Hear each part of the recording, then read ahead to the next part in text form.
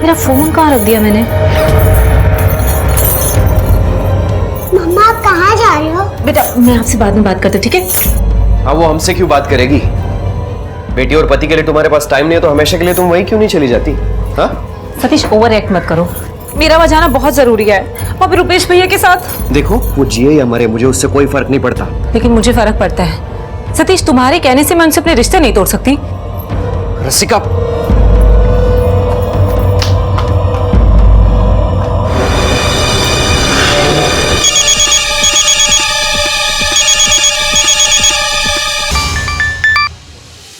Hello hello दीदी, माँ phone नहीं उठा रही। आप जल्दी से घर चले जाओ प्लीज। तुझे पता है ना मैंने वहाँ जाना छोड़ दिया है। दीदी मुझे पहुँचने में आधा घंटा लगेगा, आप तो घर के पास में ही रहते हो। मैंने फेस पैक लगा रखा है और मुझे भी आधा घंटा लगेगा। बेटर होगा कि तुम ही चली जाओ। आपको पता है ना वो कैसे चाहते हो उसको। तुम उसे पागल खाने भेजो या ना भेजो, साले को जेल जरूर भेजूंगा मैं। भाई क्यों तमाशा बना रहे हो आप? राहुल खो गया तो अब मेरी माँ और मेरे भाई को परेशान करोगे? अब मैं नहीं, जो करना है ना पुलिस करेगी। मेरे बेटे को लेके भाभी भाभी क्या बात है? मेरे बेटे को खोया तेरे पागल भाई ने। अगर मेरे बेटे को कुछ हुआ ना तो अच्छा नहीं होगा। छोड़। सर ये मेरा बेटा है राहुल, मुझे पक्का यकीन है मेरे बेटे राहुल को मेरे कजिन ने गायब किया। क्या नाम है आपके कजिन का? रुपेश, मेरे काकी को बड़ा लड़का है सर, पागल सांड से भी खतरनाक है। पता नहीं उसने मेरे बेटे के साथ क्या किया होगा।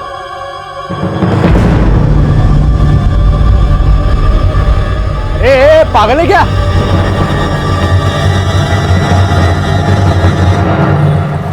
मतलब रुपेश की दिमागी हालत ठीक नहीं है? दिमागी हालत तो छोड़ो सर, जंगली भी है। मैंने काकी को बोला कि उसे मेंटल असाइलम भेज दो, लेकिन काकी की सुनती नहीं।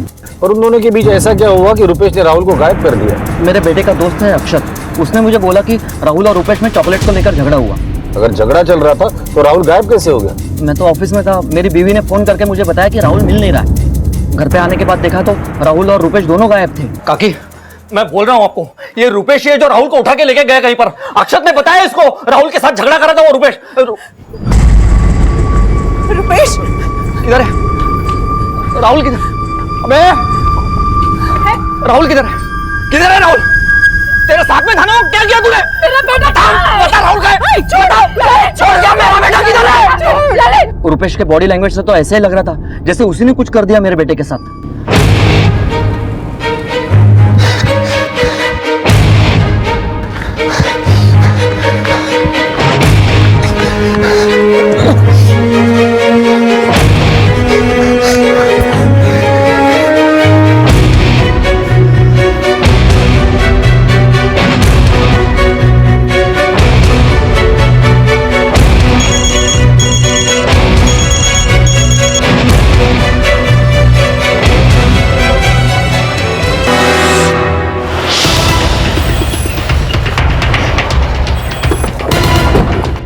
राहुल का वो दोस्त जिसने रुपेश और राहुल को झगड़ा करते देखा था, वो कहाँ रहता है? इधर पास में रहता है, मेरी बीवी को पता है। मिनल तुझे पता है ना वो?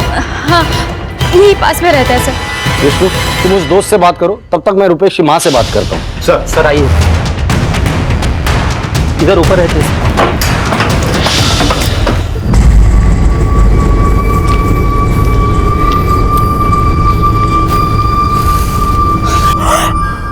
डर गई मैं, और तू भी बड़ा डरपोक है मुआ, हैं? पर वहां तो बड़ा हीरो बना फिर रहा था, उसका ठंडा जो छीन कर पी गया, हैं? अरे रुकना चिकने, ऐसा कौन सा कांड कर दिया जो ऐसे भाग रहा था, हैं? पुलिस अंकल, मैं और राहुल फुटबॉल खेल रहे थे तब रुपेश अंकल आए।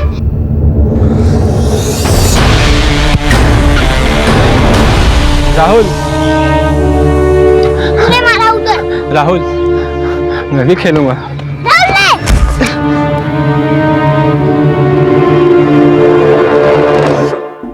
चॉकलेट, राहुल मेरी चॉकलेट दे, मैं मार दूंगा। राहुल चॉकलेट दे मेरी, मैं मार दूंगा। दे। ए अक्षत चल घर चल। हाँ सर, मैंने भी देखा रुपेश को राहुल के पीछे चॉकलेट के लिए भागते हुए। तो फिर आपने उसे रोका क्यों नहीं? सर सच कहूँ तो मुझे खुद डर लगता है उस पागल से। सर मेरे बच्चे ने कुछ नहीं किया, वो तो ललित ने उसको मारा इसलिए डर के भाग गया वो। डर के भाग गया काकी क्योंकि उसने मेरे बेटे को गायब किया। सर इतना बड़ा पत्थर फेंक के मारा मुझे यहाँ पर। अगर आप उनसे अच्छे से बात करते ना तो वैसा कभी नहीं करता। एक मिनट, आप कौन है? सर मैं रुपेश की छोटी बहन, इनकी वजह से पता नहीं मेरा भाई कहाँ भटक रहा होगा। अरे रो मत मेरे बच्चे। अच्छा मैं पुलिस को कुछ नहीं बोलूंगी, मैं सच्ची बोल रही हूँ। अच्छा बात पूछूं, सच सच बताएगा तू मुझे? तू बचपन से ही ऐसा है या बाद में ऐसा हो गया? मैं तो भूल ही गई थी तेरा ऊपर वाला कमरा खाली है ना? है ना? है ना? है ना? सर राहुल के दोस्त और उसकी मां ने बयान दिया है कि उन्होंने रुपेश को राहुल के साथ झगड़ते हुए देखा था। रुपेश राहुल के पीछे भाग रहा था और कुछ पड़ोसियों का कहना है कि रुपेश गुस्से में वायलेंट हो जाता है, लेकिन रुपेश ने राहुल के साथ क्या किया इसका विटनेस कोई नहीं मिला। हो सकता है राहुल रुपेश के गुस्से का नहीं बल्कि किसी और के जुर्म का शिकार हो। यह किडनैपिंग का भी मामला हो सकता है, इसलिए बेगड़ी रैकेट से जुड़े हर किसी से पूछताछ करो। इस रुपेश का मिलना बहुत जरूरी है। रुपेश से ही हमें राहुल की लीड मिल सकती है। पुलिस अब इन संभावनाओं को खंगाल रही थी कि राहुल का अचानक गायब होना कहीं किडनैपिंग या किसी और अपराध से तो नहीं जुड़ा था। वहीं रुपेश की तलाश भी जारी थी।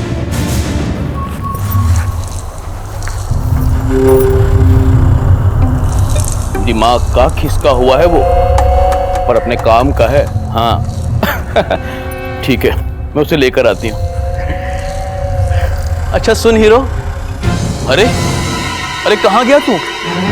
कहाँ गया?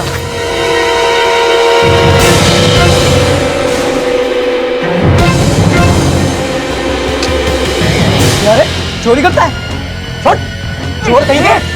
अरे चोर! सर राहुल के पेरेंट्स को अभी तक कोई रैंसम कॉल नहीं आया और ना ही ऐसा कोई लीड मिला जिससे पता चले कि राहुल किसी बेगड़ी रैकेट या किडनैपिंग का शिकार हुआ है। हो सकता है राहुल के पिता ललित का शक सही हो और राहुल को रुपेश ने किडनैप किया। इस रुपेश का कुछ पता चला? नहीं सर, अभी तो कोई इन्फॉर्मेशन नहीं है।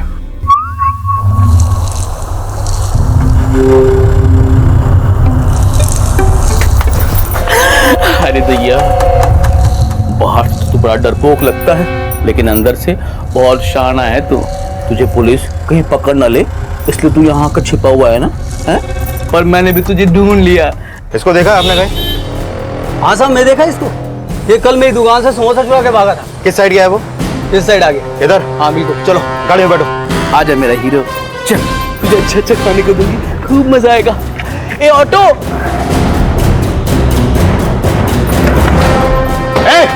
नीचे उतर, नीचे उतर। क्या हुआ साहब? कहाँ लेकर भाग रहे इसको? कहाँ लेकर भाग रहे इसको? साहब मैं तो उसकी मदद कर रही थी साहब। तेरे को मालूम है अपने भतीजे को गायब करके भागा ये और तू भी शामिल है इसमें, है ना? साहब मुझे कुछ नहीं पता साहब, मैं तो उसको पागल समझ के साहब इसकी मदद कर रही थी। और ले चलो इसे।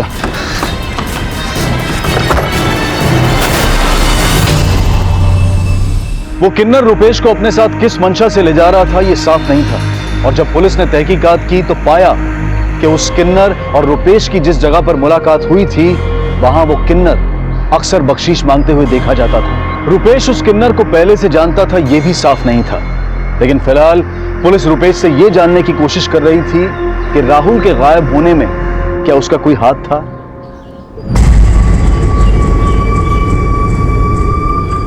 तो तुम्हें सच में नहीं पता कि राहुल कहाँ है? तो राहुल के दोस्त अक्षत ने हमें बताया कि राहुल और तुम्हारा चॉकलेट को लेकर झगड़ा हुआ था। क्या ये बात सच है? तो राहुल के दोस्त अक्षत ने हमें बताया कि राहुल और तुम्हारा चॉकलेट को लेकर झगड़ा हुआ था। क्या ये बात सच है?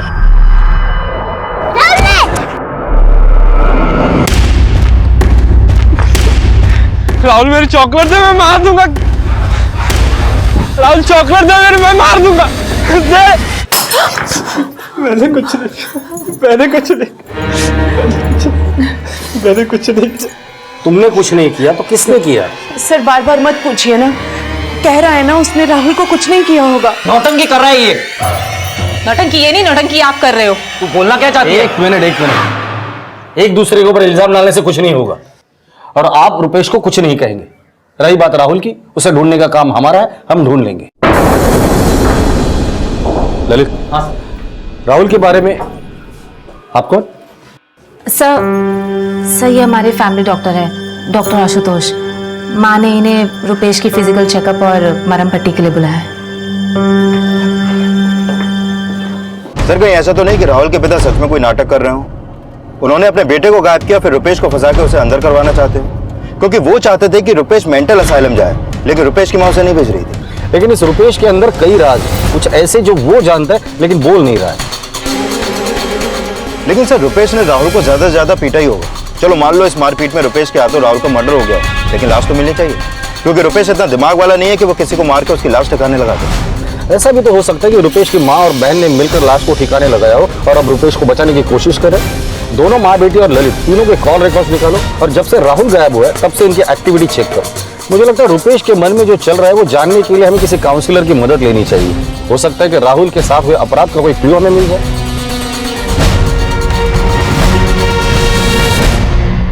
मैंने नींद का इंजेक्शन दे दिया है, अगर कोई प्रॉब्लम हो तो फोन कीजिए। मैं आपके लिए कॉफी बना के लाती हूँ। माँ सुनो ना, आप इनके लिए कॉफी बना दो, मैं घर निकलती हूँ। सलोनी भी मेरा इंतजार कर रही होगी। घर जा रही हो तो मैं छोड़ देता हूँ। अरे नहीं, मैं चली जाऊंगी, आप बैठ के कॉफी पीजिए। बेकार का ऑटो पकड़ोगी, उससे अच्छा मैं छोड़ देता हूँ। उसी तरफ तो जाना है, चली जा साथ में, ऐसे ही अकेली जाएगी। ठीक है।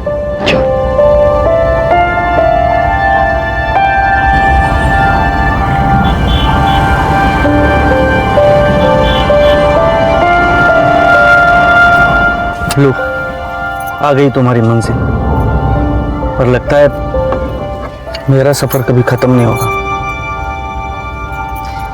जिंदगी में आगे बढ़ने के लिए मंजिल जरूरी है आशुतोष। बेटर होगा कि तुम अपनी मंजिल कहीं और ढूंढ लो।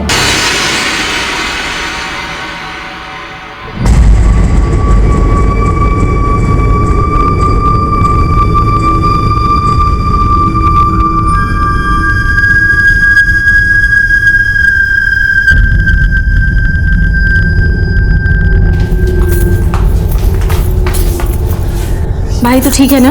हाँ सर, अब हम इसे ले जा सकते हैं ना घर? जी। चल बेटा।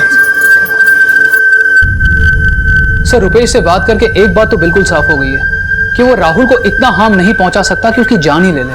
लेकिन डॉक्टर साहब कभी कभी मर्डर अनइंटेंशनली भी होते हैं। हो सकता है कि रुपेश की घबराहट उसके क्राइम करने का गिल्ट हो सकता है सर, पर मुझे नहीं लगता रुपेश ने राहुल का मर्डर किया होगा। हाँ, उसने ये बात कबूल की है कि उसकी राहुल के साथ नोकझोंक हुई थी चॉकलेट को लेकर, और उसने ये बात भी कबूल की है कि उसने राहुल को मारने के लिए पत्थर तक उठा लिया था। राहुल चॉकलेट दे, मैं मार दूंगा। राहुल चॉकलेट दे, मैं मार दूंगा। राहुल मैं मार दूंगा। राहुल रुक जा, मैं मार दूंगा। राहुल। और फिर उसने कुछ ऐसा देख लिया कि वो बता ही नहीं पा रहा। रुपेश ने ऐसा क्या देखा कि वो बता नहीं पा रहा है? शायद कुछ ऐसा जिसकी उसने कभी कोई कल्पना ना की हो, या फिर शायद उसके सामने ही राहुल को कोई हार्म पहुंचा रहा हो। इसी वजह से ना सिर्फ वो डर रहा है बल्कि कुछ बोल भी नहीं पा रहा। रुपेश ने जो कुछ भी देखा है वो उससे पता करने के लिए आपको और कितना वक्त लगेगा? सर थोड़े दिन बाद एक और सेशन कर लेते हैं, शायद कुछ नया पता चल जाए।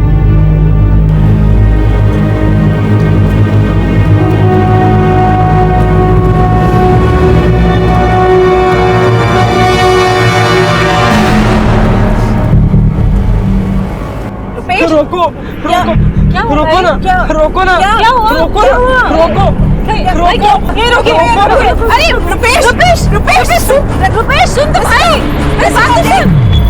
क्या हुआ है? क्या हुआ है? क्या हुआ है? रुपेश।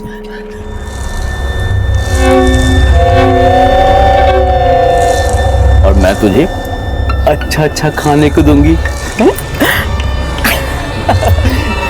चलेगा मेरे साथ? भाई, भाई क्या हुआ है? भाई हुआ क्या? बोलना। क्या हुआ बेटा? कुछ नहीं है, चल चल घर जाएंगे। सर रुपेश ने जो देखा वो एक्सीडेंट तो नहीं होगा, या तो उसने राहुल का मर्डर होते हुए देखा या उसका किडनैप। अगर राहुल किडनैप हुआ है तो ना तो अभी तक हमारे पास किसी रैकेट का कोई लीड है और ना ही किसी आउटसाइडर का, और ना ही ललित के कॉल रिकॉर्ड में ऐसा कुछ सामने आया है जिससे पता चले कि उसने अपने बेटे को किडनैप करवाया है।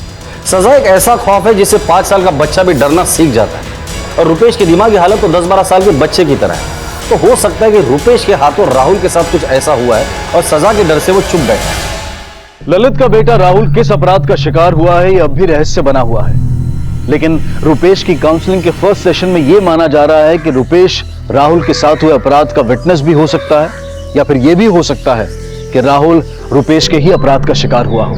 लेकिन ये महज अंदाजे थे और कोई भी अंदाजा सबूत नहीं तलाश कर पा रहा था।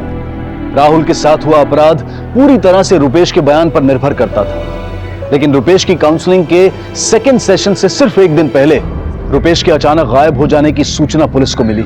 रुपेश खुद गायब हो गया या तुम लोगों ने मिलकर गायब किया? सच सच बताओ। लेकिन सर हम उसे क्यों गायब करेंगे?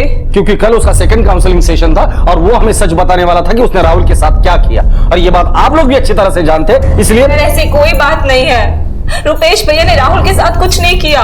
ललित भैया को ऐसा लगता है और अपना बदला लेने के लिए ना जरूर ललित भैया ने रुपेश के साथ कुछ किया है। हमें गुमराह करने के लिए आप लोग ललित पे शक जताओगे। शक नहीं, यकीन है हमें।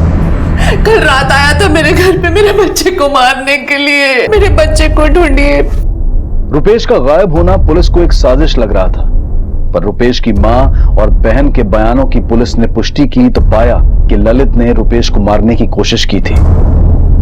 सर, ललित ने बहुत बुरी तरह से रुपेश का गला दबाया था। रुपेश का बीपी इतना लो हो गया था कि मुझे ग्लूकोज चढ़ाना पड़ा। तुम कब निकले थे अपने घर के लिए वहां से?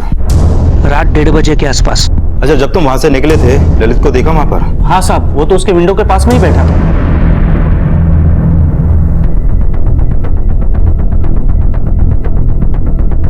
सर, मैं मानता हूं मैं अपने बेटे की याद में अपना आपा खो चुका था और इसी गलती का फायदा उठा के वो लोग मुझे फंसा रहे हैं। तू जितना दिखता है ना उतना सीधा है नहीं। सर, मेरा यकीन कीजिए सर, रुपेश पे गुस्सा उतारने के बाद मैं घर पे आके सो गया और जब सुबह उठा तो मुझे पता चला कि रुपेश गायब हो चुका है। सर, आप ही बताइए, रुपेश के घर में घुस के उसकी माँ और बहन के रहते हुए मैं उसको कैसे गायब कर सकता हूँ? और डॉक्टर भी था ना घर पर, तो डॉक्टर का नाम क्यों नहीं लिया? सर, मैंने डॉक्टर को रात में जाते हुए देखा था, तब मैं जाग रहा था सर, लेकिन उसके थोड़ी देर बाद मैं सो गया सर। आई शपथ बोल रहा हूँ सर, मेरा यकीन कीजिए सर, इन लोगों ने रुपेश को छुपा दिया होगा क्योंकि ये जानते हैं मेरे बेटे राहुल को रुपेश ने गायब किया। ललित के बेटे राहुल के गायब होने के बाद एक बार फिर से रुपेश का गायब होना कई सवाल खड़े कर रहा था। लेकिन रुपेश को किसी ने गायब किया था या रुपेश खुद गायब हुआ था, इसका कोई ठोस प्रमाण नहीं था। और इसी दौरान राहुल के साथ हुए अपराध का एक खुलासा हुआ। सर, बॉडी तो काफी बुरी हालत में है, पहचानना भी मुश्किल है।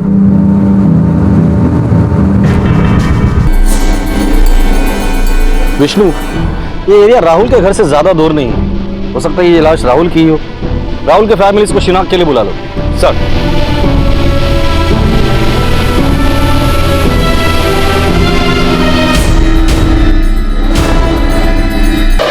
ये चेन हमें बच्चे के गले में मिली, क्या ये राहुल की चेन है?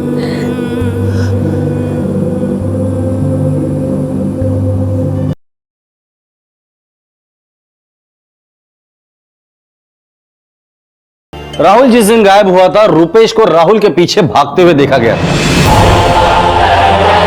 काउंसलर का कहना है कि रुपेश ने ऐसा कुछ देखा था जिसकी उसने कल्पना भी नहीं की थी। राहुल की लाश नाले में मिलना क्या एक हादसा था? अगर वो हादसा था तो रुपेश को इस बात का गिल्ट था कि राहुल की मौत का वही जिम्मेदार है, या कहानी कुछ और है? और ये रुपेश के गायब होने का क्या चक्कर है? रुपेश विक्टिम था या सस्पेक्ट, ये साफ नहीं था, और ना ही ये साफ था कि रुपेश इस वक्त कहां है। डीएनए रिपोर्ट से ये साफ हो चुका था कि नाले में मिली लाश राहुल की है, लेकिन राहुल की पोस्टमार्टम रिपोर्ट ने क्राइम का एक दूसरा ही एंगल खड़ा कर दिया था। सर, राहुल की पोस्टमार्टम रिपोर्ट के मुताबिक उसकी मौत उसी दिन हुई जिस दिन वो गायब हुआ, और नाले में गिरने की वजह से उसकी मौत हुई। लेकिन सर, एक चौंकाने वाली बात सामने आई है। क्या? उसके गले में हाफ मेल्टेड चॉकलेट मिली जिसमें काफी मात्रा में जहर मिलाया हुआ था। राहुल के दोस्त अक्षत ने हमें बताया कि चॉकलेट तो रुपेश के हाथ में थी जो राहुल लेकर भागा था।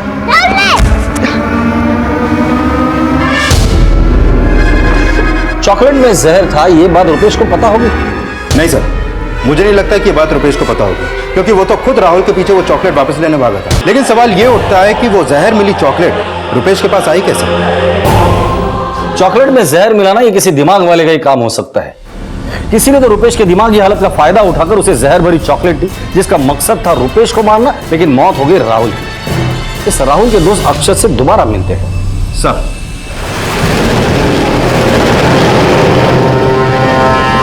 बेटा ध्यान से देखो और बताओ कि उस दिन रुपेश अंकल कौन सी चॉकलेट लेकर आए?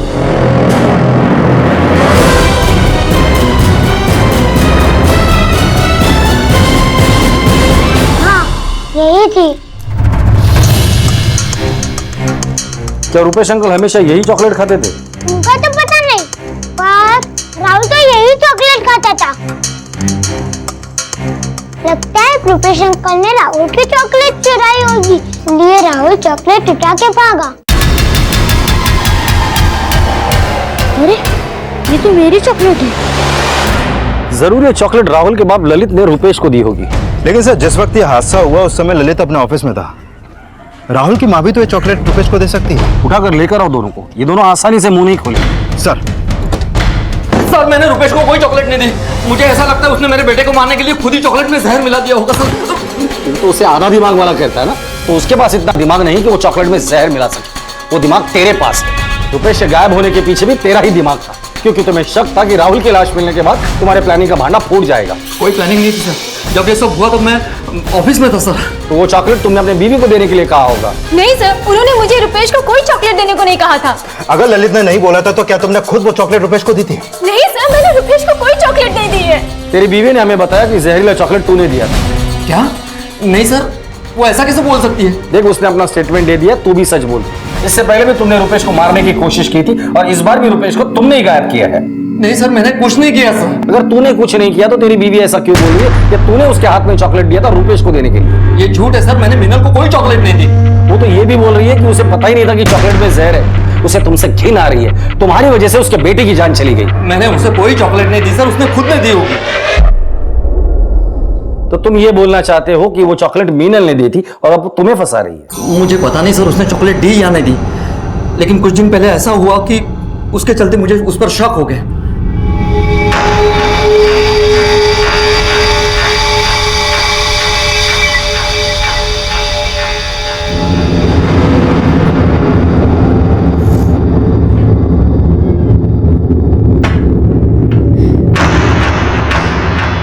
ललित, मुझे माफ कर दो। वो राहुल। राहुल?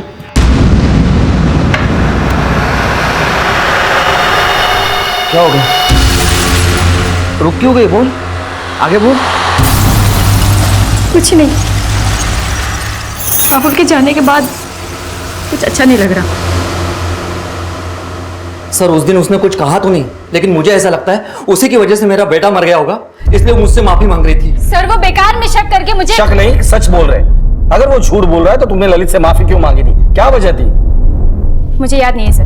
मैं बताता हूँ। राहुल की मौत जहरीले चॉकलेट से हुई थी। तुम्हारे बेटे की मौत की जिम्मेदार तुम खुद हो। तुमने मारा है अपने बेटे को। मैंने अपने बेटे को नहीं मारा है, मैं उस पागल को मारना चाहती थी।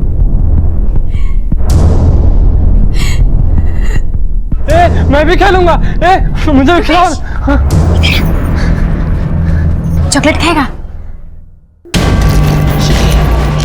अरे अभी मत खोल, आराम से खाना। और सुन, किसी से मत कहना कि भाभी ने दिया है, ठीक? ठीक है, जा। उस रुपेश की वजह से मेरे बच्चे की जान खतरे में थी।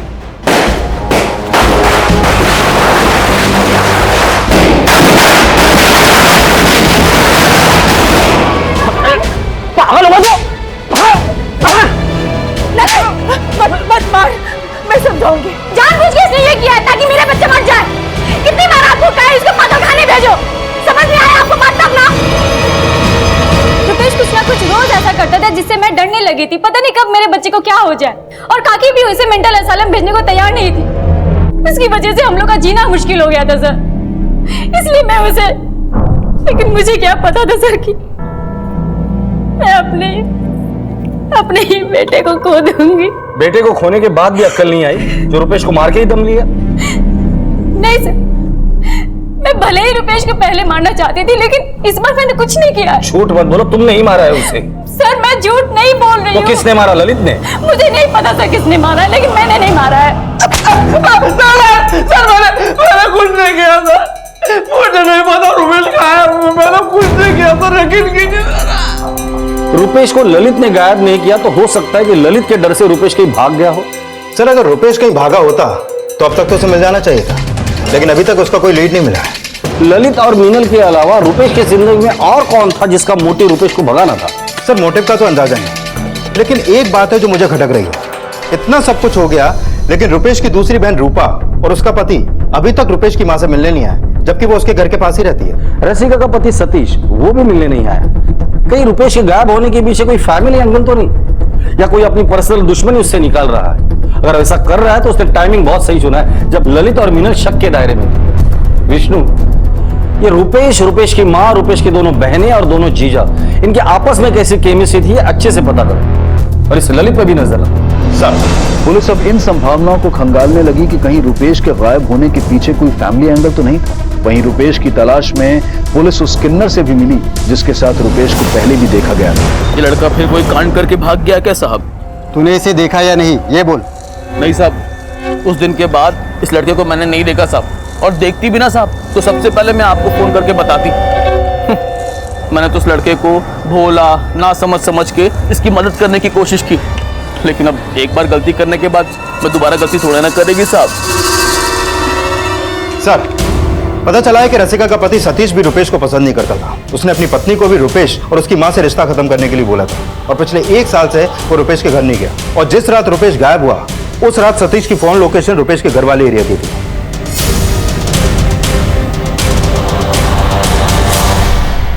अरे वाह, गुड गर्ल।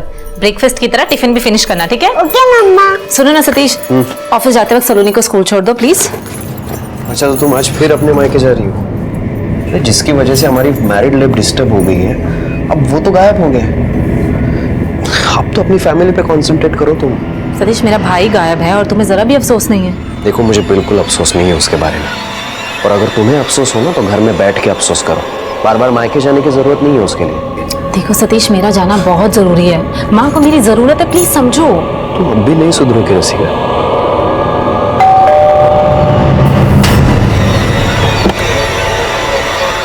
सतीश शर्मा?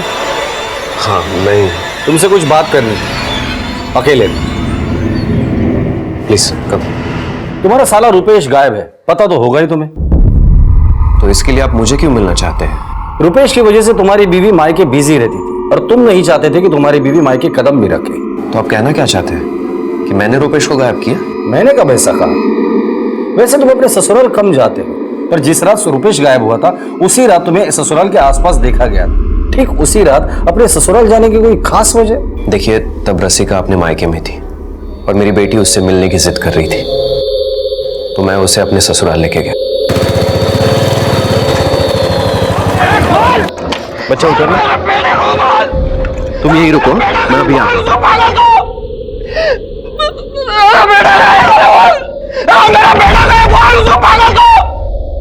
पापा मम्मा कल आ जाएगी सुबह बेटा। हाँ चलो निकलते हैं। उसके बाद मैं अपनी बेटी के साथ घर वापस आ गया। वैसे ललित ने रुपेश को धमकी दी थी, हो सकता है उसका फायदा तुमने उठाया हो और रुपेश को गायब किया हो।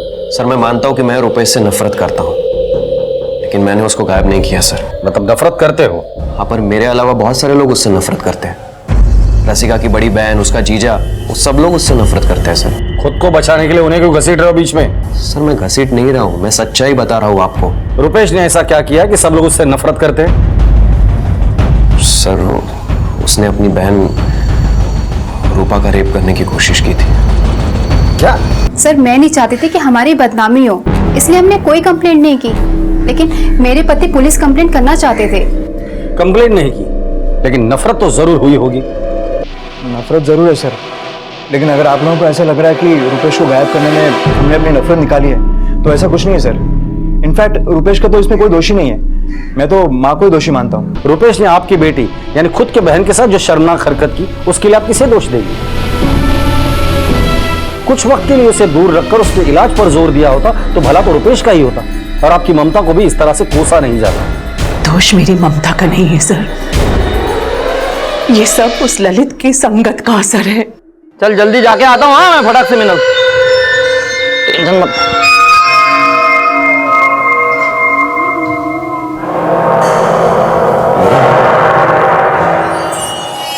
क्या देख रहा है? हाँ? औरतों को देख रहा है? हाँ? सही बात। ये रुक, औरतों को देख रहा है? मुझे पता है। रुक रुक, तेरे को एक बढ़िया चीज बताता हूँ, ये देख। मजा आ रहा है ना? हाँ? मजा आ रहा है ना? अब ये रोज रात में डांस करने की वजह ना, ये देखा कर, और तेरी शांति से नींद आएगी तुझे रोज रात में। क्या दिखा रहा है तू इसे? अब कुछ नहीं, वो जंगल का वीडियो था, आता हूँ मैं जरा फटाक से। वो तो हर बात के लिए मुझे ही दोषी ठहराएंगे सर, लेकिन मैंने कुछ नहीं किया। रुपेश को मैं बचपन से जानता हूँ, वो पहले से ऐसा है। जो दूसरों के लिए गड्ढा खोदते हैं वो एक ना एक दिन खुद उसी गड्ढे में गिर जाते हैं। रुपेश को मारने की मंशा में राहुल की मां अपने ही मासूम बेटे की हत्या की वजह बन गई, लेकिन उसने इस बात से साफ इनकार किया कि रुपेश के दोबारा गायब होने में उसका कोई हाथ है। दूसरी तरफ ललित भी अपने बयान पर कायम था। तो क्या रुपेश ललित के डर की वजह से गायब हुआ था, या फिर इस बार वो किसी अपराध का शिकार हुआ था? और अगर हां, तो इसमें किसका हाथ था?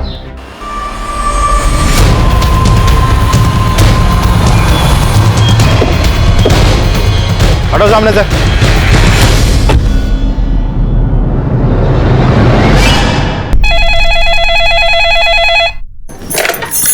हेलो, रसिका, किसका फोन है? क्या बोल रहे हैं? बोलती क्यों नहीं है? क्या बोला? मेरा बच्चा। रुपेश की हत्या में किसकी क्या भूमिका थी ये अभी तक साफ नहीं था, लेकिन जल्द ही पुलिस को इस केस में एक लीड मिली। रुपेश को आखिरी बार उसके घर पर सही सलामत देखा गया था। फिर रुपेश की लाश उसके घर से 10 किलोमीटर दूर हमें मिली। अब सवाल यह है कि अपने घर से उस जगह तक रुपेश पहुंचा कैसे? जिस रात रुपेश गायब हुआ घर में 3 लोग थे, रुपेश की मां, रुपेश की बहन और डॉक्टर आशुतोष, 2 उसके सगे, एक फैमिली डॉक्टर, जिसमें से डॉक्टर आशुतोष रात को निकल गया था। लेकिन सर एक एंगल और है रसिका और डॉक्टर आशुतोष का। मैंने रसिका के कॉल रिकॉर्ड चेक किए। डॉक्टर आशुतोष और रसिका के बीच में काफी बातें होती हैं। अगर इन दोनों के बीच अफेयर है तो हमें यह समझना होगा कि रुपेश को मारने के पीछे इन दोनों का मोटिव क्या है। नहीं सर, मैंने कुछ नहीं किया। वो क्या है ना, रसिका और मैं कॉलेज से ही एक दूसरे को जानते, पर हमारा कोई अफेयर नहीं है। वो सिर्फ मेरी अच्छी दोस्त है बस। लेकिन डॉक्टर साहब वो शादीशुदा भी है। जानता हूँ सर, वो शादीशुदा है और उसका पति के साथ रिश्ता कुछ अच्छा नहीं चल रहा, और एज अ गुड फ्रेंड वो मुझसे अपनी प्रॉब्लम शेयर करते हैं, बस दैट्स ऑल। सर मैं मानती हूँ कि मेरे और सतीश के बीच में रिलेशन ठीक नहीं है, लेकिन जैसा आप बोल रहे हो ऐसा कुछ भी नहीं है। जिस रात रुपेश गायब हुआ था तुम भी घर पर ही। ऐसा तो नहीं कि रुपेश को तुमने ही गायब किया हो? नहीं सर, आशुतोष के जाने के बाद मैं वही साथ वाले कमरे में सो गई थी और माँ रात भर रुपेश के साथ ही थी। जिस रात रुपेश गायब हुआ सुबह 5 बजे तक मैं उसी के साथ थी। फिर मेरी आंख लग गई। जब उठी देखा रुपेश बेड पे नहीं था, मेन डोर खुला था। पक्का ललित ने उसे गायब करा है उस दिन, क्योंकि रात को 1 बजे तक दरवाजा ठोकता रहा था वो। मेरे बच्चे को मार डाला। रुपेश का मन एक 8-10 साल के बच्चे जितना भी परिपक्व नहीं था, लेकिन शरीर में हो रहे लगातार हार्मोनल चेंजेस उसे धीरे धीरे हिंसक बना रहे थे।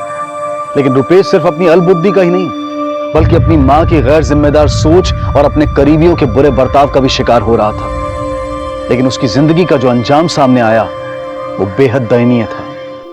हाँ साहब, देखा है एक किन्नर भाग रहा था, उसके पीछे ये भाग रहा था। किन्नर? कौन किन्नर? ये तो नहीं जानता था। अच्छा, उस किन्नर का स्केच बनवा सकते हो? हाँ, बनवा सकते हैं।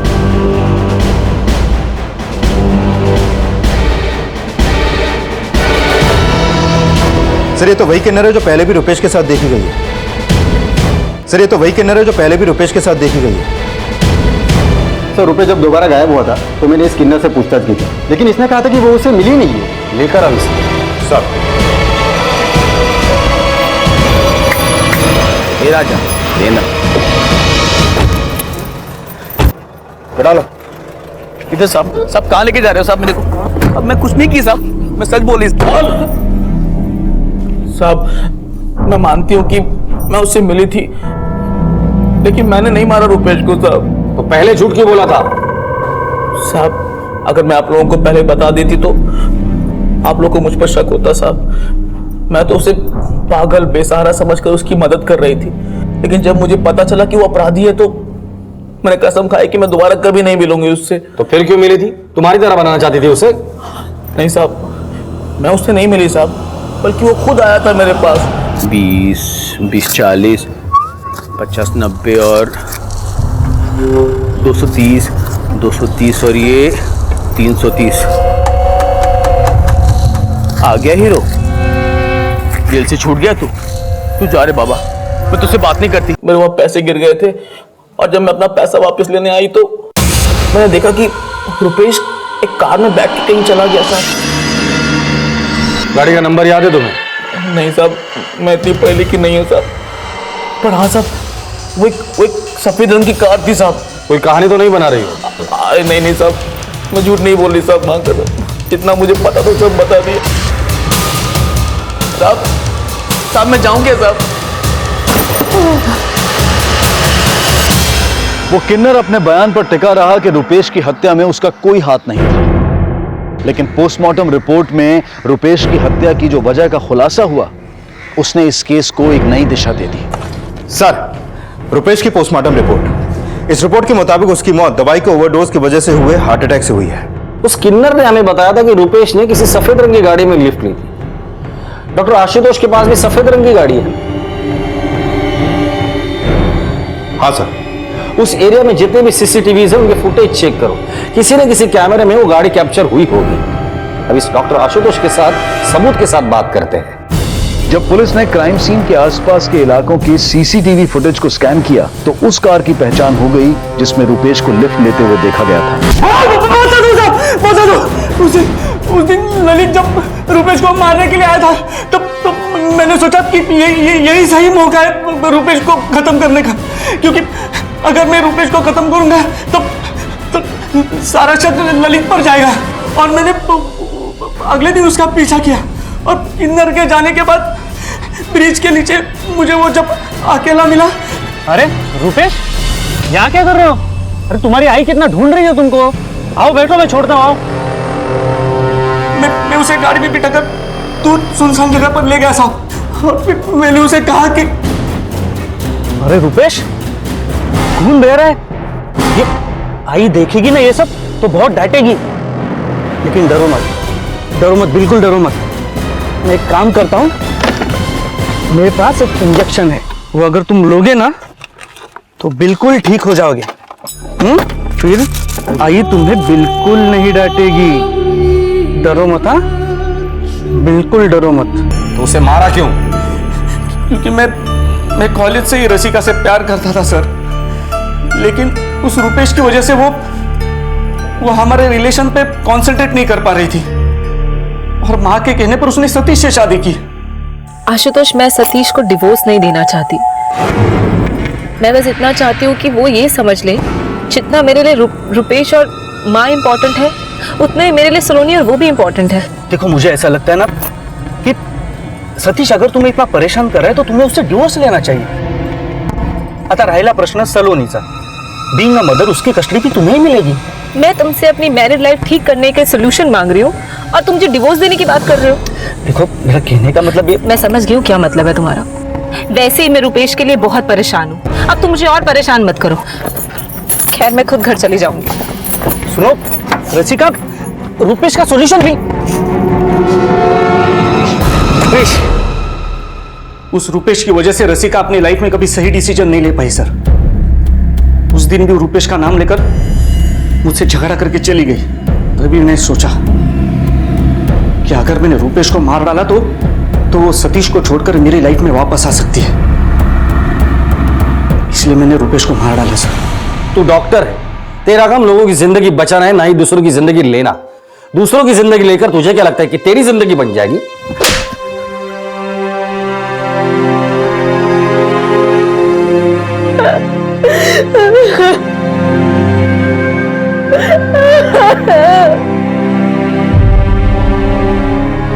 रुपेश को मेंटल असाइलम ना भेजने का फैसला एक मां की ऐसी भूल थी जिसके परिणाम ने उसकी ममता को ही घायल कर दिया। कभी कभी अपनों की खुशियों के लिए हमें अपनी भावनाओं से समझौता करना पड़ता है, लेकिन ना रसिका ये बात अपनी मां को कभी समझा पाई और ना ही रसिका का पति उसे कभी समझ पाया। लेकिन रसिका के दोस्त आशुतोष ने जो फैसला लिया उसे तो बिल्कुल भी सही नहीं ठहराया जा सकता। अब मैं अनूप सोनी आपसे विदा लेता हूं, फिर मुलाकात होगी अगले एपिसोड में एक और चौंका देने वाले केस के साथ। तब तक अपना और अपने परिवार का ख्याल रखें और देखते रहें क्राइम पेट्रोल डायल 100। सबक एक को सीख हम सबको। जय हिंद। अरे क्या बताए, अभी तक पगार नहीं हुई ना, हमें आना है आपके पास। ठीक है, चलिए चलिए।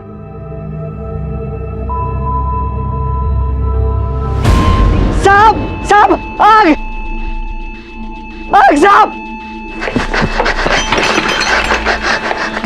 गणेश साहब मैं, क्या हुआ? ऊपर के कमरे में आग लग गई है। आग लग गई? आकाश भैया दरवाजा खोलिए। बड़े साहब, साहब दरवाजा खोलिए। बड़े साहब, आकाश भैया क्या हुआ? वो ऊपर के कमरे में क्या हुआ? साहब ऊपर आग लग गई। चलिए जल्दी चलिए। आग लगी, ऊपर के कमरे में आग लगी। खोलो खोलो, जोर से खोलो। अरे अरे अरे नहीं खुला तो तोड़ो दरवाजा।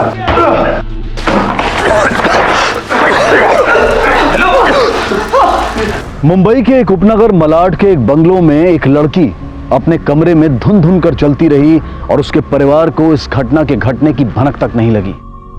यूं तो पहली नजर में देखने पर यह मामला आत्महत्या का लग रहा था, लेकिन क्या पुलिस की तफ्तीश शुरू होने के बाद इस जुर्म में एक के बाद एक नई परतें खुलने वाली थी? क्या जुर्म का एक ऐसा कॉकटेल सामने आने वाला था जिसमें ना सिर्फ शोषण और धोखा होगा, बल्कि ठगी, हत्या, लूट और बलात्कार भी पाया जाएगा?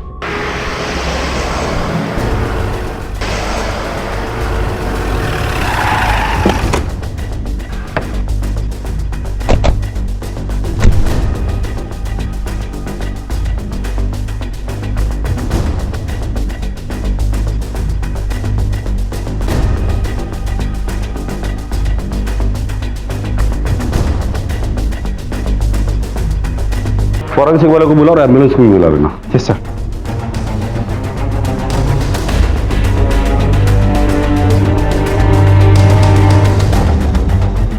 सर लड़की तो स्कूल यूनिफॉर्म पहनी हुई है।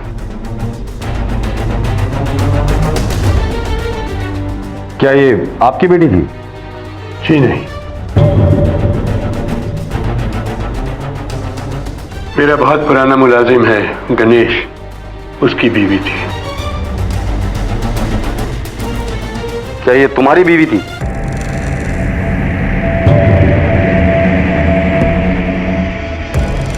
उसने स्कूल यूनिफॉर्म क्यों पहना था? क्या पता साहब, ये तो वही बता सकती थी। सर ये घर मेरे चाचा जी का है। उनकी कोई औलाद नहीं है, इसलिए मैं और मेरी बीवी यहाँ पे रहते हैं, ये ताकि उनका कोई ख्याल रख सके। और ये गणेश, ये कब से काम कर रहा है यहाँ? बचपन से। हमें तो अपने असली माँ बाप याद भी नहीं। साहब ही हमारे माँ बाप हैं और मालिक भी। और हमारी दीपा से शादी भी इन्होंने ही करनी थी। तुम्हारी बीवी ऊपर वाले कमरे में थी, तो तुम कहाँ थे? साहब वो कल रात हमारी लड़ाई हो गई थी, तो मैं गुस्से में आके नीचे गेस्ट रूम में सो गया। लड़ाई झगड़े अक्सर होते थे तुम दोनों के बीच? ऐसी कोई बात नहीं थी। बहुत अच्छा पति था गणेश, दीपा का बहुत ख्याल रखता था। हो सकता है कि तुम्हारी बीवी ने आत्महत्या नहीं की, बल्कि उसकी हत्या की गई। रात को झगड़ा होने के बाद गुस्से में आकर तुमने उसे जला दिया और फिर नीचे आकर सो गए होगे। साहब दरवाजे की कुंडी अंदर से बंद थी और सुबह दरवाजा तोड़कर अंदर घुसे हम। फिर मैंने ऐसा कुछ किया तो दरवाजे की कुंडी बाहर से बंद होती। जितने भोले नजर आते उतने हो नहीं। तुम्हें बीवी की चीखने चिल्लाने की आवाज सुनाई नहीं दी? मैं नीचे गेस्ट रूम में सो रहा था, दरवाजा बंद था और पंखा आवाज भी बहुत करता है, शायद इसीलिए नहीं सुन पाया। पंखे की तेज आवाज में तुझे नींद आ गई, लेकिन बीवी के चीखने चिल्लाने की आवाज सुनाई नहीं दी। इंटरेस्टिंग है। मुझे नींद आने की बीमारी है। इस बीमारी की वजह से मैं स्लीपिंग पिल्स लेता हूँ, और एक बार स्लीपिंग पिल्स ले लेता हूँ तो फिर गहरी नींद में सो जाता हूँ। हो सकता है इसकी वजह से कोई आवाज सुनाई न दी हो। मैडम कल रात को हम डीवीडी पर मूवी देख रहे थे, तो शायद उसी की आवाज से हमें कुछ सुनाई नहीं दिया। अगर कोई चीखा भी होगा तो हमें कुछ पता नहीं चला। और गणेश और दीपा, इनके बारे में कुछ बता सकते हैं आप हमें? गणेश तो बहुत ही सीधा लड़का है, लेकिन वो दीपा, उसकी तो आंखों से ही भूख टपकती है। मेरे हस्बैंड को भी ऐसे देखती थी कि जैसे खा जाएगी। वो तो चाचा जी गणेश को बहुत चाहते हैं, और गणेश भी सालों से उनका पूरा काम संभाल रहा है, वरना मैं तो उनको कब का बाहर निकाल फेंकती। सर एक बात समझ में नहीं आई, एक जवान लड़की जिसकी लाइफ में किसी भी तरह की प्रॉब्लम नहीं थी, वो सुसाइड जैसा इतना बड़ा कदम क्यों उठाया होगा? क्योंकि तांबे ये सुसाइड नहीं, मर्डर है। मर्डर? लेकिन आप इतनी श्योरिटी के साथ कैसे कह सकते हैं? जिस कमरे में हमें दीपा की लाश मिली थी, वहाँ ऑयल क्या ऐसी कोई भी चीज नहीं मिली थी जिससे खुद को जलाया जा सकता है। दूसरा मुद्दा, दीपा की ये लाश जहां मिली थी उस एरिया को छोड़कर पूरा रूम नीट एंड क्लीन था। जब भी कोई आदमी अपने आप को जला लेता है तो दर्द के मारे चीखता है, चिल्लाता है, छटपटाता है और यहाँ वहां भागता है, जिसके निशान उस कमरे में होने चाहिए थे जो यहाँ नहीं है। इसका मतलब ये सुसाइड नहीं, एक मर्डर ही है। अंबे, ये आकाश, सुभाष, मित्रा और गणेश, इन सबके स्टेटमेंट्स को क्रॉस चेक करो। हो सकता है इनमें से कोई झूठ बोल रहा हो। Okay sir. सर मत हिला। अच्छा सुन, आज उठने में थोड़ी देर हो गई थी तो टिफिन में कुछ बनाया नहीं, स्कूल की कैंटीन में कुछ खा लेना। थैंक यू पापा, कितने अच्छे हो आप। बाय पापा। बाय। अरे मामा को बाय बोलो। बाय माँ। बाय।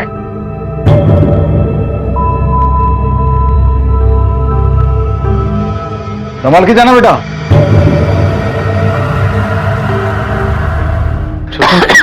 सुमन उठो, दवाई खा, उठो।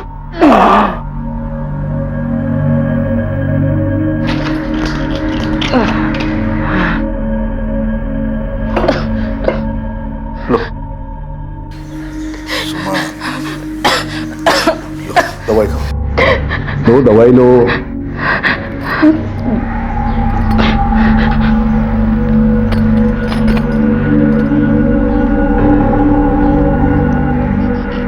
डायलिसिस के लिए जाना है ना, उठो, चलो तैयार हो जाओ, उठो, संभल के चलो।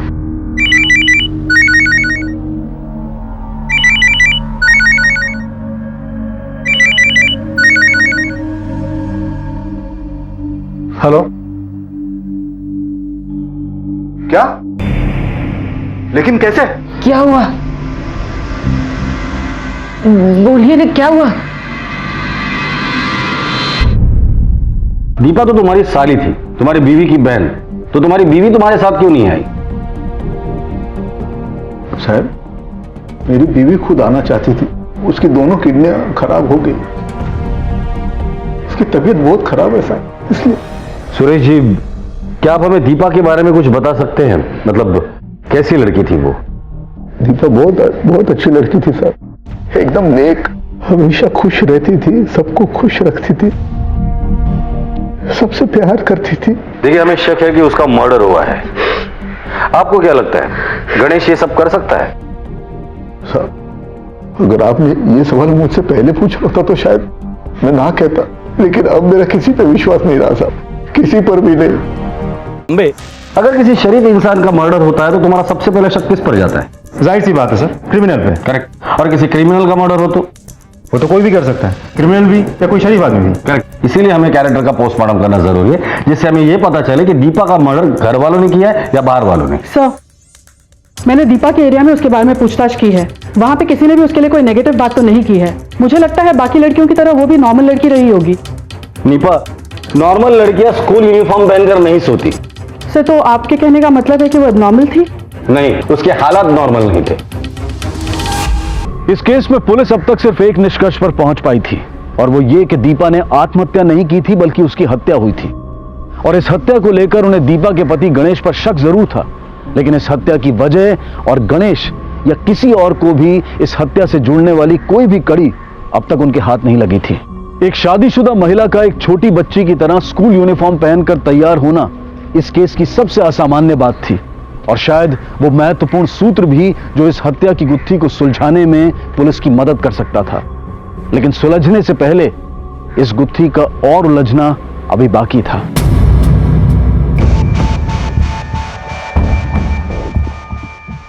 दीपा के पोस्टमार्टम रिपोर्ट के हिसाब से उसकी मौत गला दबाने से हुई, और वो भी 3 दिन पहले। कल तो उसे सिर्फ जलाया गया है ना? शॉकिंग। सर, लेकिन ऐसे कैसे हो सकता है? ऐसा नहीं हो सकता इंस्पेक्टर। कल रात हम सबने साथ में डिनर लिया था, दीपा भी उस डिनर में शामिल थी। ये सब लोग इस बात के गवाह हैं। रस्तोगी साहब, इंसान झूठ बोल सकता है, साइंस नहीं।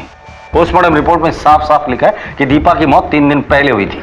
इसका एक ही मतलब होता है, दीपा को 3 दिन पहले मारा गया, फिर ऊपर वाले रूम में रखा गया, और कल उसे जलाकर हमें यह दिखाने की कोशिश की कि दीपा ने आत्महत्या की है। तो कहीं आप हम पर तो शक नहीं कर रहे हैं ना इंस्पेक्टर? आकाश साहब, ये मर्डर का मामला है। जब तक हमें असली कातिल नहीं मिलता, आप सब लोग हमारे शक के दायरे में रहेंगे। हमें शक है कि दीपा के कत्ल की साजिश में आप सब लोग शामिल हैं। सर, दीपा हमारे नौकर की बीवी थी, भला हम उसको क्यों मारेंगे? पता चल जाएगा। बात तो चलिए सर, बोल बोल बोल बोल जल्दी बोल बोल। अब जितना भी मार लीजिए, मैंने दीपा को नहीं मारा। मैं कह रहा हूं मैंने दीपा को नहीं मारा।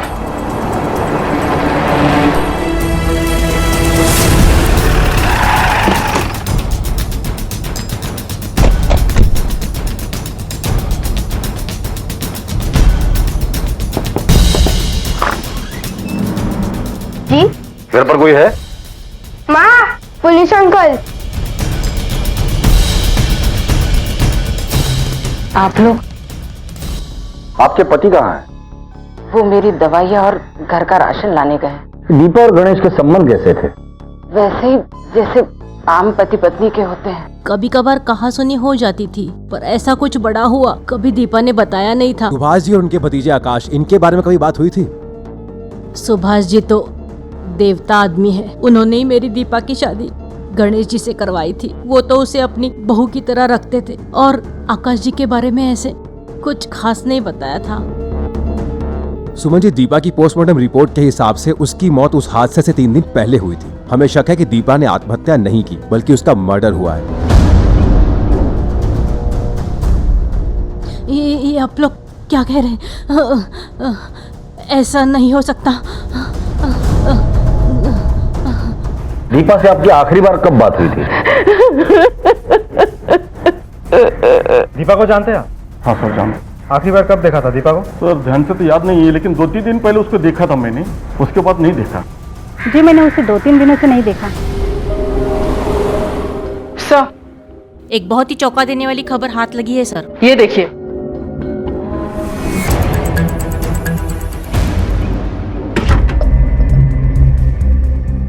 देखिए इंस्पेक्टर, मैं एक सीनियर सिटीजन हूँ और आप इस तरह से बिना वजह मुझे यहाँ पर नहीं बिठा सकते।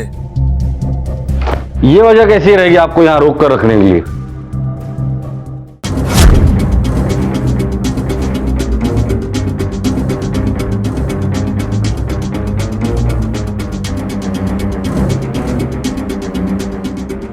ये सच है, दीपा मेरी ही पत्नी थी, गणेश की नहीं। ये बात आपने सिर्फ हमसे नहीं, पूरी दुनिया से छुपा कर रखी थी। क्यों? इसलिए कि दुनिया मेरा मजाक बनाती। इसलिए मैंने दुनिया की नजरों में गणेश को उसका पति बना दिया था। लेकिन दरअसल दीपा मेरी पत्नी थी। तो उसे मारा क्यों? नहीं सर, मैंने उसे नहीं मारा। बरसों के बाद मेरी जिंदगी में वो मेरे अकेलेपन को दूर करने के लिए आई थी। मैं उसे कैसे मार सकता था सर? क्या? चाचा जी ने दीपा से शादी की थी? ये कैसे हो सकता है? सर, अगर ये बात सच भी है ना, तो भी हमें इस बारे में कुछ नहीं पता। हमें तो शुरू से यही पता है कि दीपा गणेश की पत्नी है। हाँ, चाचा जी दीपा पे मेहरबान जरूर थे, लेकिन सर उनके पीछे ये सब वजह होगी, ये बात तो मैं सपनों में भी नहीं सोच सकती थी। बचपन से ही साहब के साथ ही रहा, कभी किसी चीज के लिए मना नहीं किया। इसलिए तू तेरे मालिक के कहने पर दीपा का दिखावे का पति बनने के लिए तैयार हो गया। दीपा को बताया शादी तेरे साथ हो रही है और उसे धोखा देकर शादी तेरे मालिक से करवाई। धोखा दिया दीपा को? नहीं साहब, धोखा नहीं दिया है मैंने। दीपा मेम साहब को अच्छे से मालूम था कि उनकी शादी मेरे साथ नहीं बल्कि साहब के साथ हो रही है, और उनको ही नहीं, उनकी बहन सुमन और उनके जीजा सुरेश को भी मालूम था। सुरेश को बुलाओ। सर। बोल। हो साहिब, मैं और सुमन दोनों इस बात को जानते थे। हमने वकील को घर पर बुला के उन दोनों की शादी करवा दी थी। आसपास वालों को, रिश्तेदारों को यह बताया था कि दीपा की शादी गणेश के साथ हो गई है। तुमने तो कहा था कि दीपा तुम्हारी बेटी की तरह है, फिर उसकी शादी उसकी दुगनी उम्र वाले आदमी के साथ क्यों की? साहब, दीपा मांगलिक थी। हमने उसकी शादी के लिए बहुत कोशिश की, लेकिन कहीं कुछ नहीं हुआ था। एक दिन सुभाष जी ने दीपा का हाथ मांगा, लेकिन सुभाष जी की उम्र को देख के हम लोग थोड़ा सोच विचार में पड़ गए थे। लेकिन दीपा ने उनसे शादी करने के लिए हाँ बोल दी, तो हमें भी हाँ बोलना पड़ा। तुमने समझाया नहीं उसे? बहुत समझाया था सर। सुमन ने तो अपनी कसम तक दी थी उसको, लेकिन दीपा ने एक ना मानी। उसने कहा कि अगर सुभाष जी से उसकी शादी नहीं हुई तो वो जान दे देगी। हमें उसकी बात माननी पड़ी साहब। अगर दीपा आपकी बीवी है तो उसे आपके कमरे में होना चाहिए था। वो दूसरे कमरे में क्या कर रही थी? घर वालों को मेरे संबंधों के बारे में पता नहीं था, इसलिए मेरे साथ समय बिताने के बाद वो पास के कमरे में चली जाती थी ताकि लोग हमें एक साथ न देख सके। स्कूल यूनिफॉर्म पहनकर? नहीं सर, मैंने उसे बहुत सारी ड्रेसेस लाके दी थी, यहाँ तक कि उसके पास बहुत सारी नाइट ड्रेसेस भी थी। वो स्कूल यूनिफॉर्म कैसे पहने हुए थी मुझे नहीं मालूम। हेलो, हाँ मैं ठीक हूँ। चाबी का इंतजाम हो गया? ठीक है, तो कल सुबह पक्का। क्या लगता है सर, इस सुभाष और दीपा के रिश्ते की सच्चाई का उसके मर्डर के साथ कोई लेना देना हो सकता है? क्यों नहीं हो सकता? हो सकता है कि शादी के बाद दीपा गणेश को चाहने लगी थी और ये बात सुभाष को पता चल गई और इसलिए उसने मार डाला। फिर गणेश क्यों चुप रहेगा सर? गणेश इसलिए चुप बैठा क्योंकि गणेश नौकर है, बचपन से उनके घर पे रहा है। अगर वो मुंह खोलेगा तो सब कुछ गवा बैठेगा। फिर तो उसके भतीजे आकाश और उसकी पत्नी मित्रा को भी इसके बारे में पता हो सकता है। बिल्कुल हो सकता है, लेकिन आकाश के अलावा सुभाष का इस दुनिया में कोई नहीं, तो जाहिर सी बात है कि सुभाष के मरने के बाद सारी प्रॉपर्टी आकाश और उसकी बीवी के नाम हो जाएगी।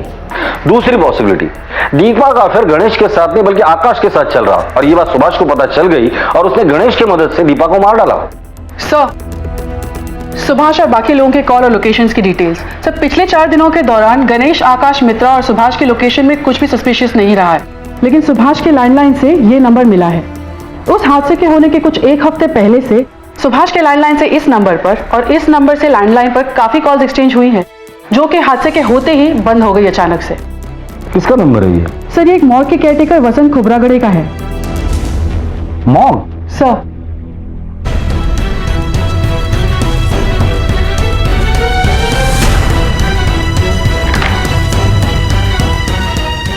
नमस्कार, इंस्पेक्टर धनावड़े बोलते हैं। वसंत खोबरागड़े आहेत का? लेकिन खोबराट के साहब को तो अभी सस्पेंड कर दिया गया है साहब। सस्पेंड? क्यों? अभी 4 दिन पहले हमारे यहाँ से एक लड़की की लाश गायब हो गई थी, इसलिए। तांबे, ये दीपा की बॉडी की शिनाख्त किसने की थी? सर, पहले गणेश ने और फिर सुरेश ने। दीपा की बहन सुमन और दीपा की बॉडी का डीएनए टेस्ट करवाओ। Yes sir. दीपा की मौत के एकदम पहले एक मुर्दा घर से उसकी ही उम्र और कदकाठी वाली लड़की की लाश गायब हो जाती है। कहीं इसका मतलब ये तो नहीं कि दीपा जिंदा है और उसकी मौत सिर्फ एक नाटक? और अगर ये सच है तो कौन रच रहा था ये नाटक और कहां है दीपा? सुमन, ए सुमन, दरवाजा खोलो, देखो कौन आया।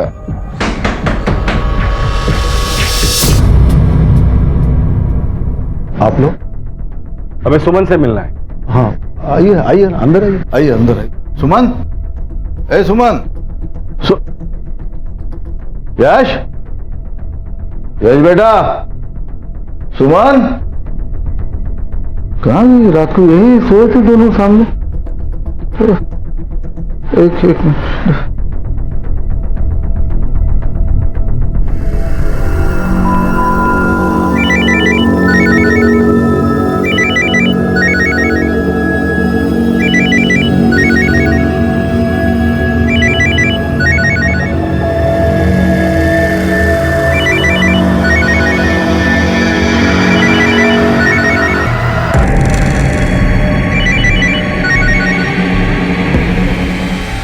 उसका फोन तो यहीं पर, फिर कहाँ चली गई? एक मिनट, शायद डॉक्टर के पास गई होगी।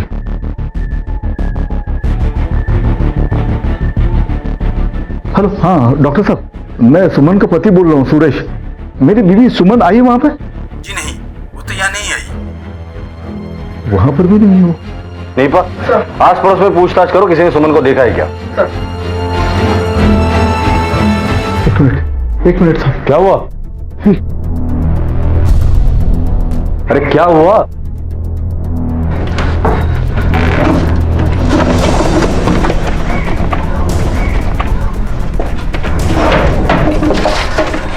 अरे हुआ क्या वो तो बताओ।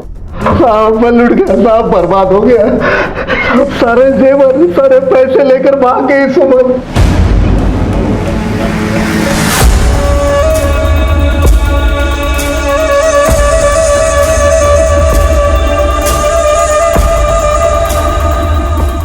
तांबे, ये सुमन के गायब होने वाली बात मुझे हजम नहीं हो रही है।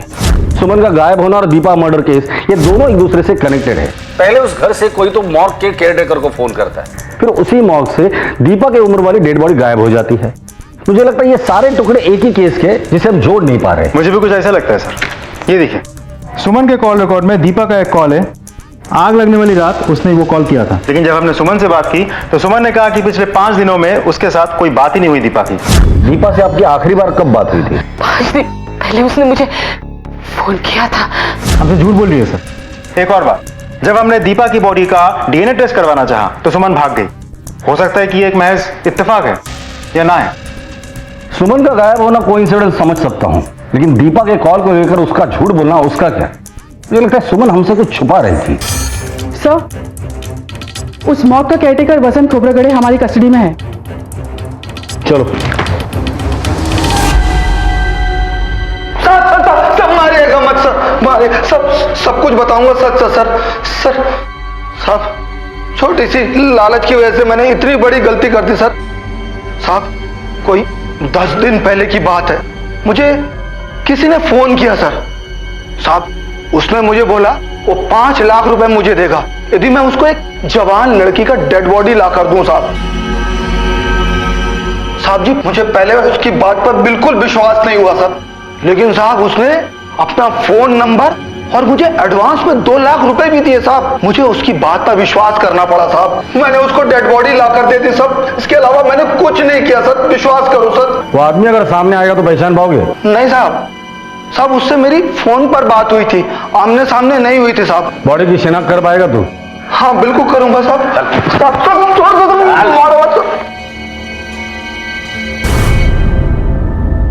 क्या मैं इसका हाथ देख सकता हूं? देखो, इसका मतलब ये दीपा की बॉडी नहीं है।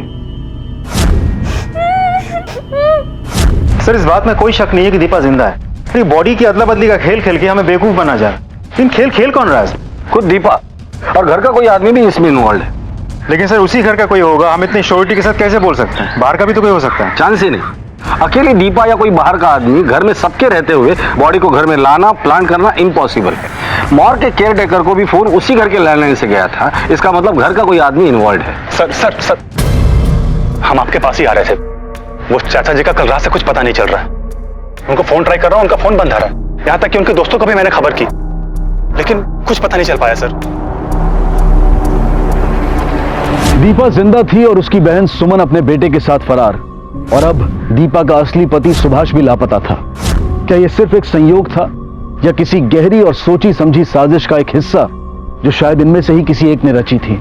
सवालों के ढेर लगते जा रहे थे और जवाबों का दूर दूर तक पता नहीं था, लेकिन मुंबई पुलिस ने इस गुत्थी को सुलझाने का फैसला कर लिया था और अब उन्हें तलाश थी उस एक क्लू की जिसके सहारे वो जुर्म के इस बदसूरत और घिनौने खेल को खत्म कर सकें। सबसे पहले दीपा गायब होती है, अपनी मर्जी से या मर्जी के खिलाफ हमें नहीं पता।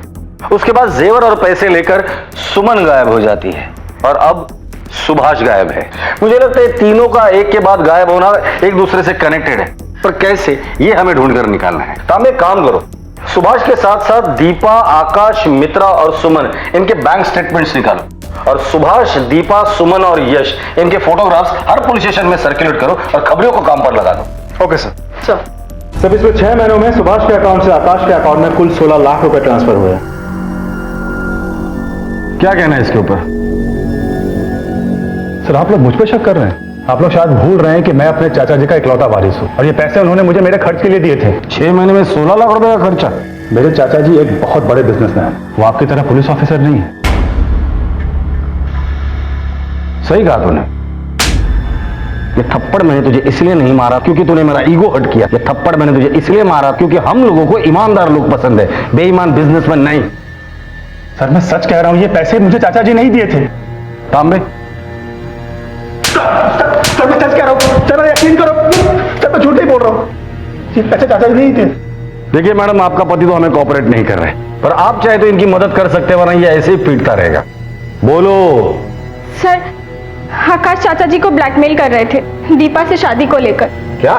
सर मैं मानता हूँ कि मैं चाचा जी को ब्लैकमेल कर रहा था कि अगर उन्होंने पैसे नहीं दिए तो मैं उनको दोस्तों में बदनाम कर दूंगा, लेकिन इसका ये मतलब नहीं कि सर मैंने उनका खून कर दिया है। दीपा की डेड बॉडी मिलने के बाद चाचा ने पैसे देने से मना किया होगा और गुस्से में आकर तुमने उन्हें मार डाला। सर ऐसा नहीं है, चाचा जी इसके बाद भी मुझे पैसे दे रहे थे, तो फिर मैं उनका खून क्यों करूंगा? तो फिर किसने मारा होगा? सर यही तो मुझे नहीं पता कि किसने मारा। तू ऐसे सच नहीं बोलेगा तांबे, जब तक ये सच नहीं बोलता पीटो इसे। सर आकाश ने कोई खून नहीं किया है। सर नहीं मारा, मत मारिए सर। सुभाष ने तुम्हारे अकाउंट में 3 लाख रुपए ट्रांसफर किए थे, किस लिए? वो सर उनके बहुत एहसान है मुझ पर। सर ये सुमन की ट्रीटमेंट में मेरे बहुत पैसे खर्च हो गए थे, मेरे पास पैसे बचे ही नहीं थे, तो मैंने मेरे गांव की जमीन बेचने के लिए निकाली थी, लेकिन वो भी नहीं बिक रही थी, तो मैंने सुभाष जी से 3 लाख रुपए उधार लिया था। ये जमीन का व्यवहार होने के बाद उनको लौटाना था, लेकिन वही पैसा लेके सुमन भाग गई साहब। सर अगर मेरी बात झूठी निकली तो मुझे फांसी पे चढ़ा देना सब, आई शपथ। ठीक है, जाओ तुम। सर नजर रखना इस पर। आकाश को बहुत तोड़ा सर, लेकिन उससे ज्यादा कुछ बोल नहीं रहा है। मुझे लगता है उसके पास बताने के लिए जो कुछ भी था वो बता चुका। नहीं तांबे, वो और भी कुछ जानता है लेकिन मुंह नहीं खोल रहा है। वैसे ये काम कहाँ करता है? सर किसी गारमेंट शोरूम में मैनेजर का काम करता है। वहां जाके इंक्वायरी करो, शायद कुछ हाथ लग जाए। फिलहाल उसे जाने दो, लेकिन उस पर भी नजर रखना। ओके सर, हमारे खबरी ने सुमन को विरार के घर में देखा है। चलो।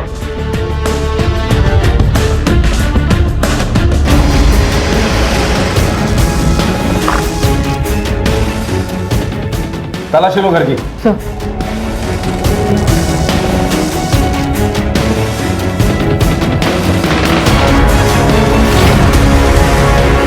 सर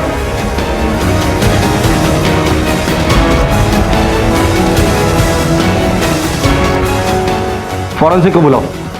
ये सर।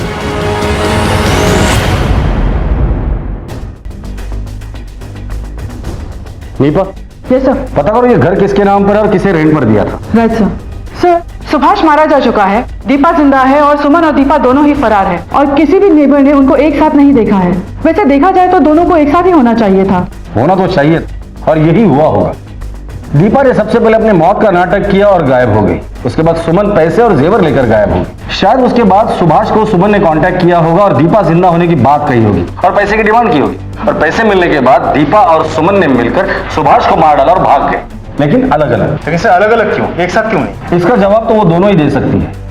सुरेश ने हमसे कहा था कि सुमन को किडनी का प्रॉब्लम है और उसे डायलिसिस की जरूरत पड़ती है। इस एरिया में जितने भी डायलिसिस सेंटर है उन्हें कांटेक्ट करो और उनके सुमन की डिटेल्स दे दो और उनसे कहो अगर वो वहां आती है तो सबसे पहले हमें कांटेक्ट करे। सर अब मुझे इंतजार कल का है। क्यों सर? सुभाष रस्तोगी कोई मामूली आदमी नहीं था, एक बिजनेस टाइकून था, और जब भी कोई बिजनेस टाइकून मरता है अपनी वसीयत जरूर बनाता है।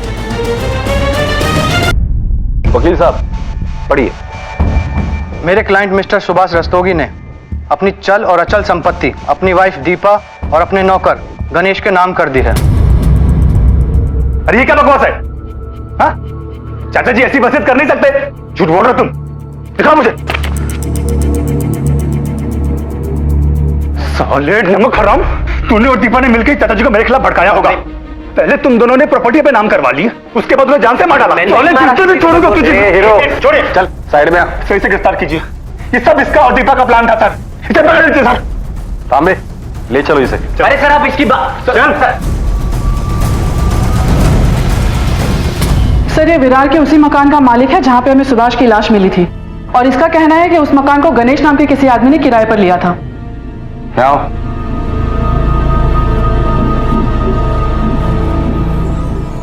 यही है वो आदमी? हाँ साहब यही था वो आदमी। ठीक है जाओ। झूठ बोला। तुमने वो घर किराए पे क्यों लिया था और सुमन उस घर में क्यों रहती थी? मैंने कुछ नहीं किया। झूठ बोल रहा है तू भी इस प्लान में शामिल था। दीपा और सुमन को भगाने में मदद की और सुभाष को मार डाला। दीपा और सुमन कहाँ है और सुभाष को क्यों मारा? साहब मैं कह रहा हूँ मेरी कोई गलती नहीं, मैंने किसी को नहीं मारा, मैं बेकसूर हूँ, मैं बोल रहा हूँ साहब मैंने कुछ नहीं। तांबे, ये दीपा और सुमन का मिलना बहुत जरूरी है। जब तक ये दोनों हाथ नहीं लगती इस केस की गुत्थी नहीं सुलझेगी। अब डायलिसिस के लिए चलिए ना माँ, कितने दिनों से नहीं करवाया, मुझे बहुत डर लग रहा है माँ, प्लीज चलिए ना, प्लीज माँ।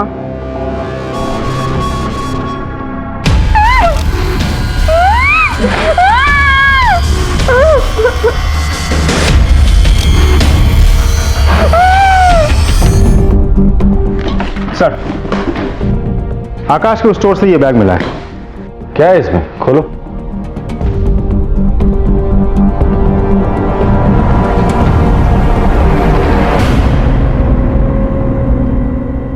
ये सब तुम्हारा ही है ना? बोलो। सर, मैं एक शादीशुदा इंसान हूं और ये सारा सामान मैं अपनी बीवी के ऊपर इस्तेमाल करता हूं।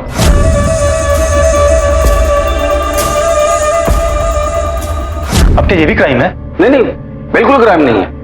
पर क्या है, तुम्हारे घर में एक औरत की लाश मिली है जो स्कूल यूनिफॉर्म में थी, और जो कि तुम इस खेल के माहिर खिलाड़ी हो, तो हो सकता है जो तुम खेल अपनी बीवी के साथ खेल रहे थे, हो सकता है कि वही खेल तुम अपने अंकल की बीवी दीपा के साथ खेल रहे हो। एनीवेज, तुम्हारे अंकल की मौत हो चुकी है और दीपा अपने मौत का नाटक करके फरार है। तू सिर्फ इतना बता दे, दीपा कहां है?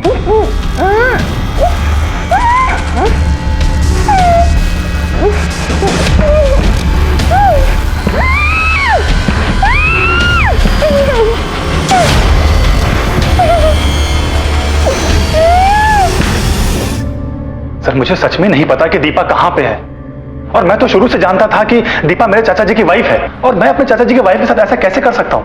तेरे बारे में मुझे नहीं पता, लेकिन आपकी फितरत में बहुत अच्छे से जानता हूं। जब लगती है ना, तो घर रिश्ते कुछ नहीं देखती, सिर्फ जलाना जानती है। अब वो आग तेरे अंदर लगी थी या दीपा के अंदर लगी थी, वो तू हमें बताएगा। सर, मैं आपको कैसे यकीन दिलाऊं कि ऐसा कुछ भी नहीं था मेरे और दीपा के बीच में? तांबे, इस बार इसका इस्तेमाल करना। सर मेरी बात तो सुनिए। सर, मैं सच कह रहा हूं। सर, तो कुछ भी नहीं था। नमस्कार, इंस्पेक्टर धनावड़े बोलते हैं।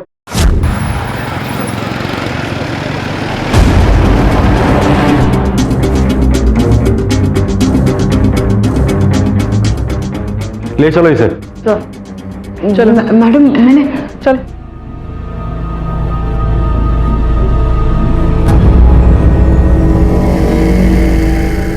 आप भी यहाँ? दीपा मैडम का है? वो ठीक तो है ना? आप दोनों साथ में थे, आप अकेले हैं? हमारा शक सही निकला। तूने मदद की थी ना दीपा और सुमन को यहां से भगाने में? साहब, पर मैंने मदद की थी और इसीलिए मुर्दा घर से लाश लेकर जलाई, ताकि लोगों को लगे कि वो मर चुकी है और कोई उन्हें ढूंढने की कोशिश न करे। तो ये सब किया क्यों तुमने? आपको आकाश भैया के ऑफिस से जो सामान मिला था वो दरअसल चुराया हुआ, कि दीपा मैडम और सुमन जी की मदद करूंगा। लेकिन तुम्हारी पूरी प्लानिंग फेल हो गई। सुमन के बजाय अब दीपा सुरेश के चुंगल में है। लेकिन मुझे समझ में नहीं आ रहा है, सुरेश के घर पे तो 24 घंटे नजर रखी थी, फिर वो वहां से बाहर निकला कैसे और विरार पहुंचा कैसे, और इस वक्त कहां है वो?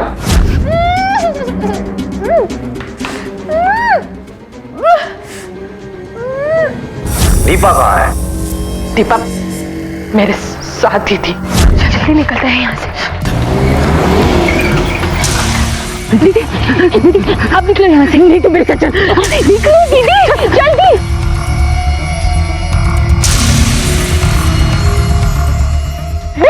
दीपा को किडनैप किसने किया? मेरे पति ने। सुरेश ने? दुनिया जैसे उसे समझती है, वो आदमी वैसा नहीं है। भेड़िया है वो, भेड़िया। मेरे माँ बाप की जब से मौत हुई, जब दीपा मेरे पास रहने आई, तब से वो की शादी सुभाषी से पहली बार नहीं हुई थी। इससे भी 3 बार उसकी शादी करा चुका है सुरेश। उसने तो अपना धंधा बना लिया था। वो तो ऐसा शिकार ढूंढता था जो अकेला आदमी हो और बहुत पैसे वाला हो। वो उसे दीपा को जबरदस्ती अपने पास जाने के लिए बोलता था, और शादी होने के बाद वो उसे मार डालता। और पति की मौत के बाद पत्नी की पूरी जायदाद दीपा को मिल जाती, वो उसे खुद रख लेता। सुभाष जी चौथे और सबसे बड़े शिकार थे। सर, सुरेश हमारी सोच से कहीं ज्यादा होशियार निकला। उसे पता था कि हम उस पर नजर रखे हुए हैं, इसीलिए अधिकतर समय दिन में वो घर पे ही रहता था, फिर रात को पीछे के दरवाजे से वो निकल जाता था। मैंने उसके मोबाइल फोन की लोकेशन रिपोर्ट भी चेक की। इसे पता चलता है कि वो मड आइलैंड पहुंच के उसका फोन स्विच ऑफ कर देता था, ताकि हम उसके एग्जैक्ट लोकेशन ट्रैक ना कर पाए। और वो अब अपने घर से भी गायब है, फरार है। सर, लेकिन ये एक बात तय है, उसने दीपा को जहां कहां भी रखा है वो एरिया मड आइलैंड के आसपास का ही है। लेकिन सर, मड आइलैंड तो इतनी बड़ी जगह है, कहां ढूंढेंगे हम उसे? तांबे, मालवनी से लेके जेट्टी तक 2 से 3 वाइन शॉप होंगे, 10 से 12 बार एंड रेस्टोरेंट है जो खाना और शराब होम डिलीवरी करते हैं। ये सुरेश एक नंबर का पियक्कड़ है, बिना पिए खाना भी उसके गले से नीचे नहीं उतरता। जितने भी वाइन शॉप है, बार एंड रेस्टोरेंट है और होम डिलीवरी करने वाले लड़के हैं, सबको इस सुरेश की फोटोग्राफ देगा। किसी ना किसी ने तो उसको जरूर देखा होगा। Okay sir.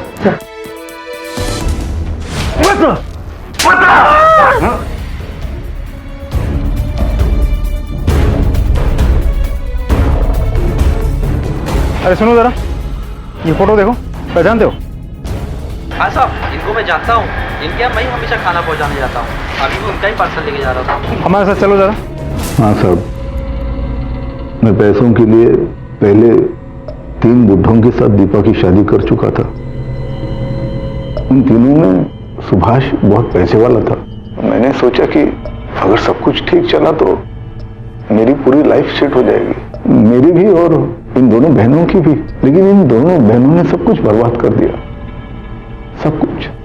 वो जली हुई लाश जब मिली उसके बाद न जाने कहां से सुभाष को मेरी असलियत के बारे में पता चल गया और वो मुझे धमकाने लगा कि वो आपको सब कुछ बोल देगा। बेटे यश ने जब मुझे कॉल किया तब मुझे पता चल ही गया था ये दोनों बहनें कहां छुप कर बैठी। तो मैंने दीपा को वहां से उठा लिया और सुभाष की लाश को वहां पर छुपा दिया। मेरा प्लान ये था कि सुमन को ढूंढ के वो मेरे पैसे और जेवर उससे हासिल कर लूं, उसके बाद आपको सब कुछ बता दूं ताकि आपको लगे कि सुभाष का खून सुमन ने किया है। लेकिन मेरे सुमन तक पहुंचने से पहले आप लोगों ने सुमन को ढूंढ लिया और मेरा सारा खेल खत्म हो गया। तेरा खेल खत्म हो गया? तेरा खेल खत्म हो गया? तेने मासूम लोगों की जिंदगी बर्बाद करने के बाद भी तुझे लगता है कि तेरा खेल खत्म हो गया? तेरा खेल खत्म हो गया? सुरेश की तरह हर मुजरिम के लिए जुर्म सिर्फ एक खेल होता है, लेकिन ये खेल वो खेल होता है जो कभी किसी खिलाड़ी को जीतने नहीं देता। जुर्म का सिर्फ एक हासिल होता है और वो होता है बर्बादी।